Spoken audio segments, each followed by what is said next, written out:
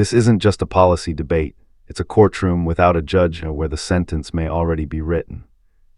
And if you listen closely, you'll hear something most people miss: the quiet collision between worker safety, small businesses, and selective enforcement. On the surface, this sounds like a standard congressional exchange about workplace safety, specifically silicosis, but that framing is incomplete. Because this conversation is not actually centered on whether silicosis is serious, both sides agree that it is. What's really being debated here is who pays the price for enforcement failures and who escapes it entirely. Listen to how the numbers escalate. First, it's 1,800 workers, then 100,000 livelihoods, then hundreds of thousands of families. That escalation isn't accidental. It mirrors how economic damage spreads outward, from manufacturers to distributors to small family-run shops to entire local economies. What's striking from a third-angle view is that no one in this exchange disputes the economic fallout. The disagreement is over responsibility, and here's where the subtext sharpens. The witness repeatedly makes a distinction between legitimate businesses and illegal fabricators. That distinction matters, according to the testimony. I thank the gentleman for yielding. Mr. Aib, we've heard that Cambria employs 1,800 family breadwinners. How many depend on your industry nationally? We have nearly 2,200 members, of which over 500 of them are stone distributors like Gary. Well, when you say members, you're talking about companies. How many Americans depend upon your industry for their livelihoods? Oh, they're clearly over 100,000, easily documented. And these are mainly family-run businesses? The vast majority of our industry is, in fact, family-run businesses, yes. And what will happen to them and their employees and their families if this continues?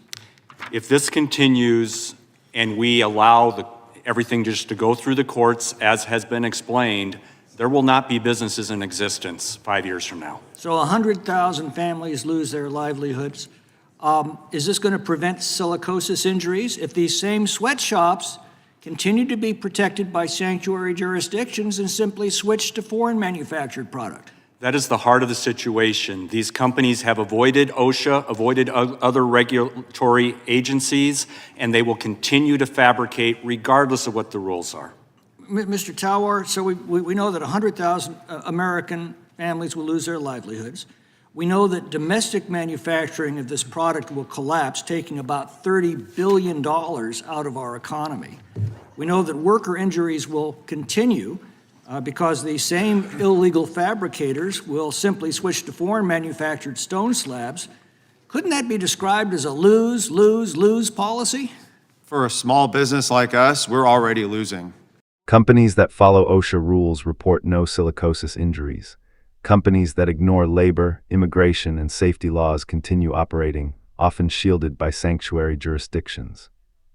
When enforcement fails, bad actors undercut compliant businesses on cost. From a policy standpoint, this creates a paradox. The more law-abiding you are, the more vulnerable you become. That's not deregulation, that's uneven regulation. This exchange reflects a long-standing conservative concern. Laws that exist on paper but aren't enforced equally distort markets and destroy trust. Instead of shutting down illegal operators, the system allows litigation to choke compliant domestic manufacturers, while unsafe practices simply migrate to foreign imports. So the question isn't safety versus profit. The question is, does selective enforcement actually make workers safer, or does it just export the risk and erase accountability?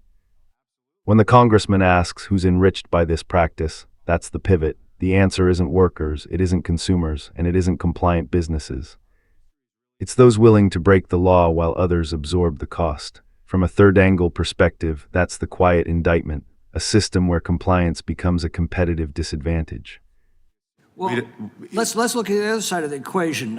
Who's enriched by this practice? The small fabricators that aren't following OSHA guidelines. And are undercutting their competition by deliberately breaking the law while sanctuary jurisdictions turn a blind eye? Is that essentially what's going on? It comes to a simple question. Do you want to invest in worker safety? Obviously, the sanctuary state of California is not interested in enforcing our labor laws that require workers' comp coverage. They're not interested in enforcing our immigration laws that forbid hiring illegal aliens. They're not interested in our health and safety laws that require the safe fabrication of this product as legitimate businesses employ. The ranking member wished us luck in dealing with this attitude, and I appreciate that. But doesn't this affect the entire country and not just California? Oh, absolutely. This is a problem that the entire country is facing. I said in my opening that our industry is really made of small businesses, of family businesses.